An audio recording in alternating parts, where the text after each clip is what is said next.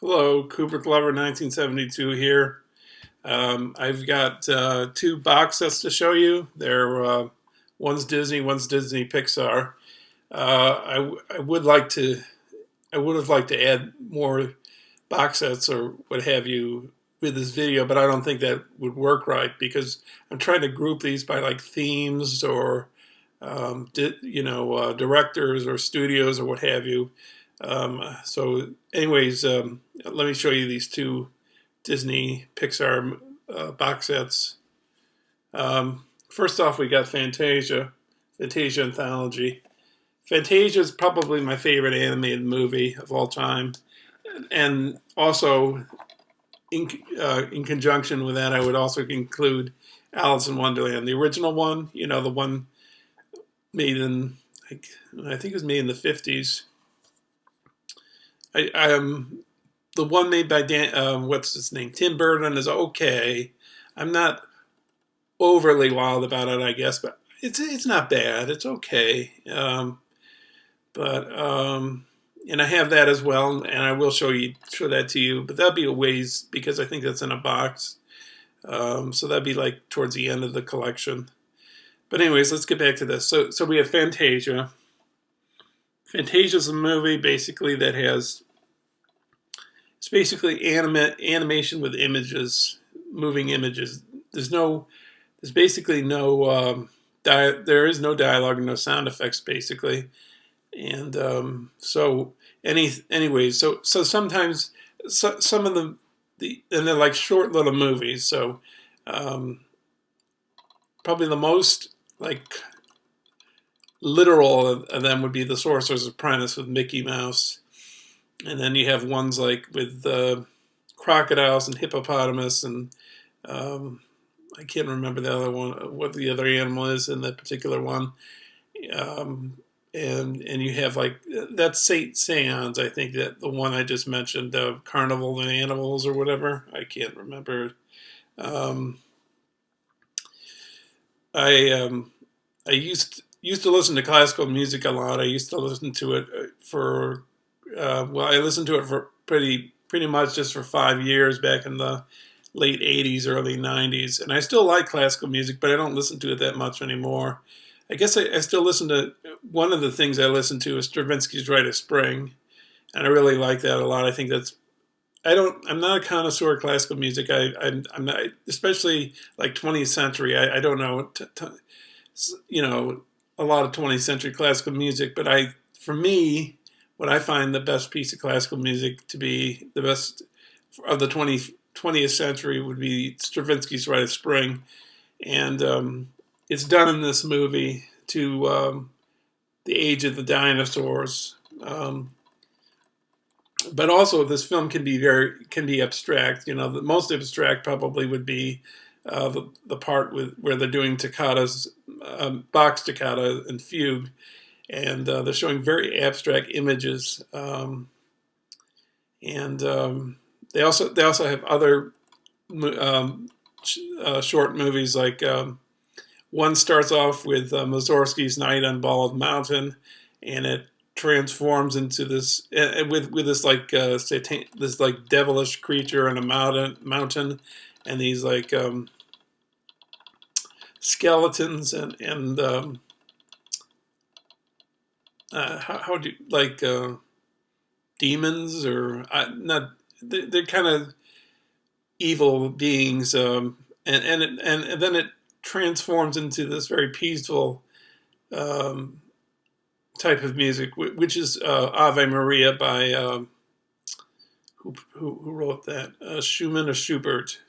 I don't remember the composer, and then. And before I mention the other one, which is Fantasia 2000 in this box set, it has restored, remastered, original theatrical version, audio commentary by Roy E. Disney, who is, I think that's Walt Disney's brother, or is it Walt Disney's nephew? Maybe it's his nephew. Conductor James Levine and more. If anybody knows who Roy E. Disney exactly is in the family structure, like how he relates to Walt Disney, just put a comment down below and let me know. Rare archival interviews with Walt Disney spanning 3 decades. And then it's got the making of Fantasia featurette. It's got some text here, but I think I think I try to explain it fairly well, And I will be showing Disney and Pixar movies at a certain point. Basically, almost all of those are in my towers. So when we get to the towers, I'll show them to you then. And then they followed it up in 2000 with Fantasia 2000. And this is not bad either. I would say it's a little more, not as abstract, but the same kind of concept. So we've got Gershwin's Rhapsody in Blue, done with Al Hirschfeld's. He was one of the illustrators for the New Yorker. And you have, Carnival of the Animals. I thought that was in St. Sean's. I thought that was in Fantasia, but maybe it's in Fantasia 2000 with these flamingos. And then it's got another great piece of Stravinsky's music, The Firebird. That's incredible animation for The Firebird. And then it's got The Pines of Rhone by Respighi with whales. And it's got Noah's Ark with not Daffy Duck, that's Warner Brothers. Donald Duck. And then they did, I don't know why, but they did The Sorcerer's Apprentice over again. I don't know why they had to do that. And then they have, I think it's called March of the Wooden Soldier, and it's done to, I think it's Shostakovich or Prokofiev. I don't know. Maybe it's Shostakovich. And they're introduced by celebrities in this particular one, like Bette Midler, I think James Levine, James Earl Jones, I believe. Who else? Oh, Quincy Jones, and some other celebrities, I believe. And in reference to Fantasia, the host of Fantasia, who you don't really see very well because he's not like lit, and I think that's on purpose. He's supposed to be like the omniscient narrator.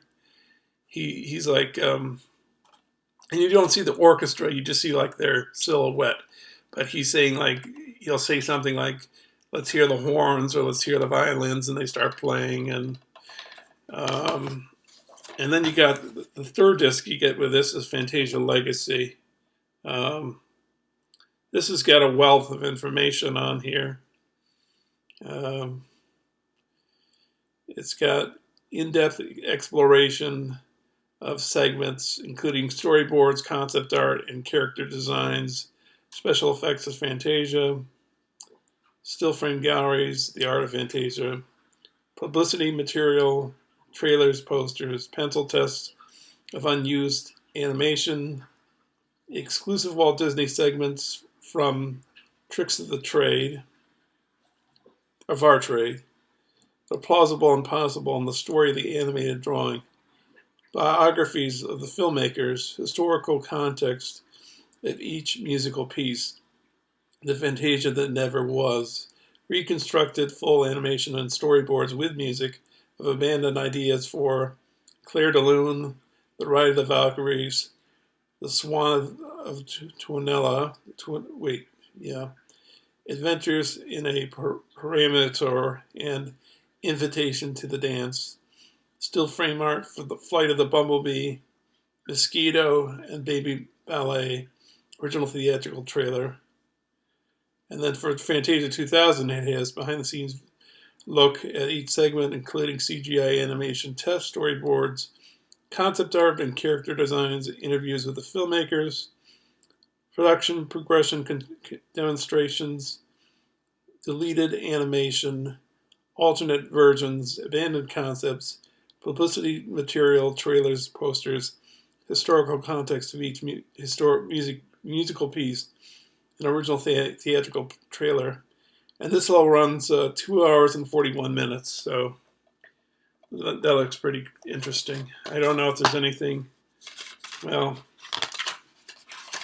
it just has like a readout there. And the next thing I'll be showing you will have like readouts as well. And this like tells you where to go to find information on the DVD. Let's take a look at these. Look at the other two and see if they have anything. Just a picture and some chapter selections. Oh, and then there's the nice what do you call it? Firebird. And of course, you got Sorcerer's Apprentice there with Mickey Mouse.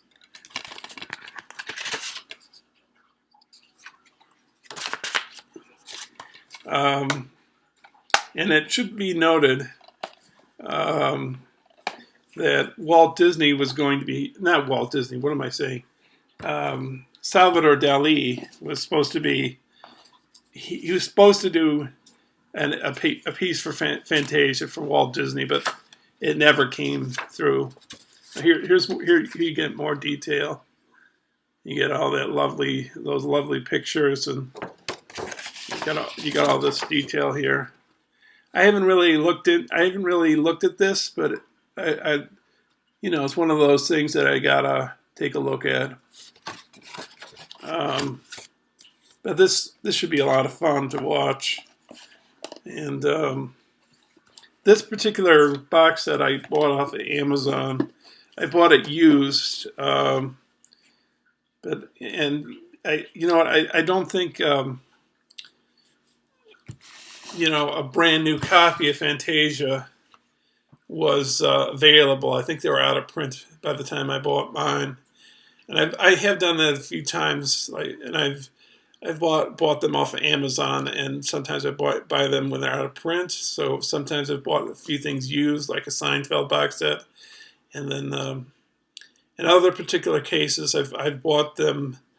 They're basically brand new, but you have to pay very high prices, even though it's wrapped up and everything, because nobody sells them anymore, and only certain stores had them.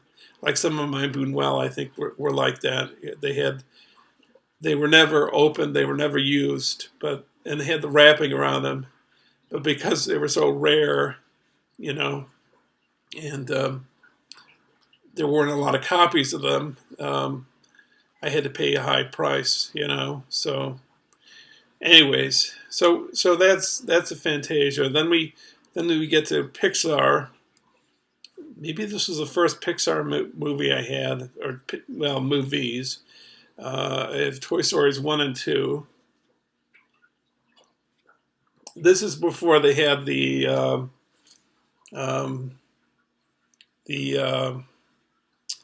what do you call it? The box set for the three of them. And personally, I don't care to have the third one. I know the screenplay was written by the guy who wrote the screenplay for, or maybe he directed it. Little Miss Sunshine, which I really enjoy. I think it was a really great independent film. I think it's a great movie, Little Miss Sunshine. But Toy Story 3, what's the word I'm looking for? It repeats what you see in the Toy Stories 1 and 2. So it's not really bringing anything new to the table, and it's just, I didn't really like it that much. The only thing I liked about Toy Story 3 was the starting, where they're on the train, and the rest of it I don't like. But anyways, you got the two films on the two discs, and then you have this is loaded with stuff. Let me say what's on disc 3. Introduction by the filmmakers. One of them being, of course, the guy I don't know if he still runs it, John Lasseter. No, I think he runs Disney Animation now. Because when what's his name? I I don't think Michael Eisner runs Disney anymore. I think it's a guy named Bob Iger. But anyways, when that happened, I believe John Lasseter became head of Disney Animation.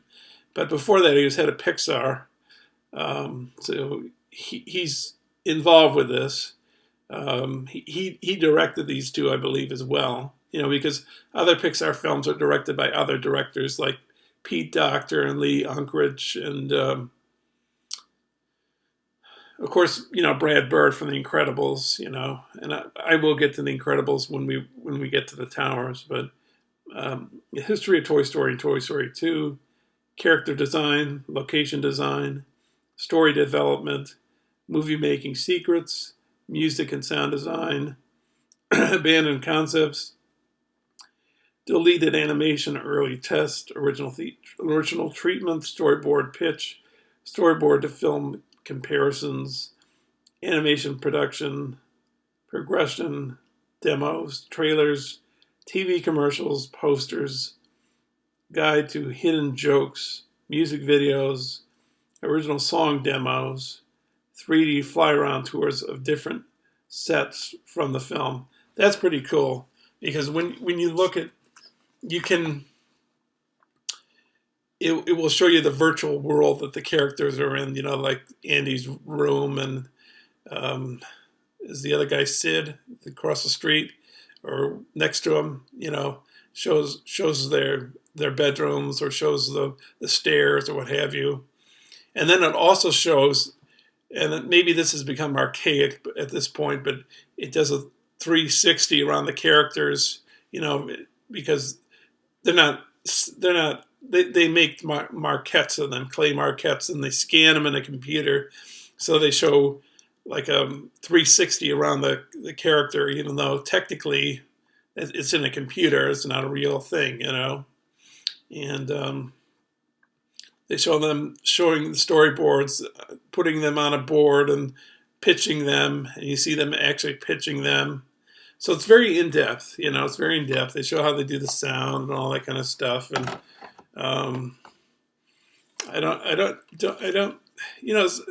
it seems to me that not just with animation, but with DVDs and a little bit with Blu-rays as well, it seems like they're cutting down on, I think sometimes they're getting rid of commentaries, and they're also getting rid of things like behind-the-scenes stuff. They're sort of slimming it down a bit.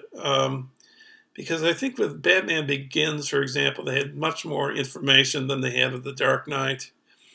But I don't know. Maybe they are still showing movies with, all the extra juice, in them, all the special features, everything you wanted to know. At least they're doing that with like things like Peter Jackson movies. But I don't know the status as to other things. But maybe you've noticed that. Let me know what you think. Toy Story 1. There's Woody. Also has features some audio commentary and the making of Toy Story. So it's got Buzz Lightyear there. I don't know. Maybe I like Toy Story 2 more than I like Toy Story 1, but I would say they're about equal.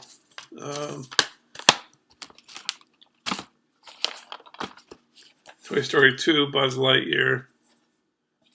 And you got the Joan Cusack character there with Woody's horse. Oh, you also have what's his name? Don Rickles as Mr. Potato Head, and his Mrs. Potato Head is played by what's her name? She plays George's mother on Seinfeld, and then I think his name is Ed Varney, the guy that plays Vern. In the Ernest films, he plays the dinosaur. Oh, wait, not the dinosaur. He plays the dog. The coil dog, and the dinosaur is played by the guy from My Dinner with Andre, Wally. I can't remember his name, but that's who plays that. And then you have the John Ratzenberger from Cheers, and he does which character? Oh, he does the pig. Yes. So anyways, you get all this with the third disc, telling like the Fantasia, showing you all the special features. Yeah, I just love all these special features. I mean, that's like why I buy Criterions, because they're loaded with so much information. And with Criterions, you're realizing like why these films are important, and what makes them what makes them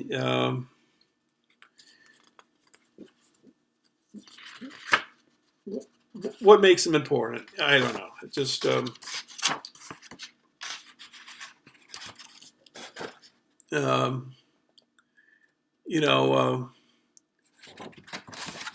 why they should be preserved. Why are they hallmarks or milestones in cinema history?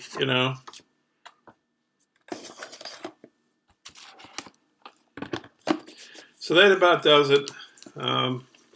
We'll get. Let's see. What do we have? We have some Giallo next. We have the documentary about the Holocaust called Shoah.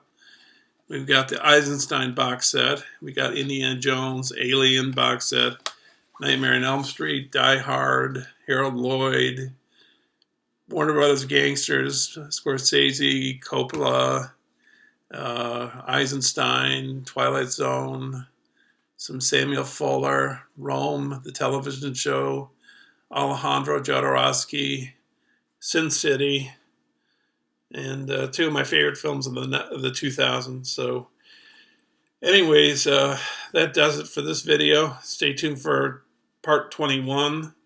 So we're moving along, and thanks a lot for watching. I really appreciate it. Again, don't feel obligated to watch every single one of these videos. We all have our, irons in the fire, so to speak. So, all right, take care.